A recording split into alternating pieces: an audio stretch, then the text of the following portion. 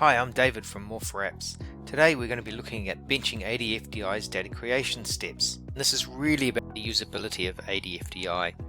There's 5 steps to loading the data with ADFdi. Today we're going to concentrate on adding data to worksheets. Here's our example data. We've just copied the row and we go to paste it in and we can't. It's protected. You cannot paste row level data in. Now let's look at inserting a column. You may want a column to put a formula in, etc. to look at extra data validation. You can put one in, but you can't delete it. Again, the worksheet's protected. As for the helper form validation, you can see we're just looking at a supplier site. You can't put a wildcard in, which is quite cumbersome if you don't really know your data set. Now let's take a look at removing a row. This is near impossible too.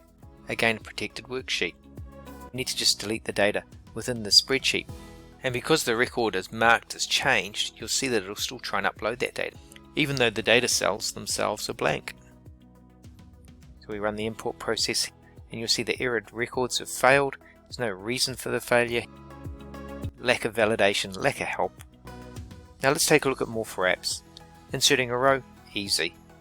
And the undo function is not affected, allowing anyone who knows Excel to fix the data. If you want to add or remove a column, it's easy to do with More for Apps. It's a standard Excel spreadsheet. There's nothing protecting it.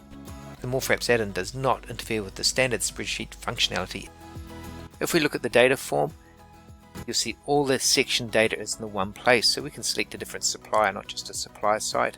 Using that same supplier we had for ADFdi, you can choose the supplier, but when you choose the supplier site, it enables a shortlist, no wildcards required.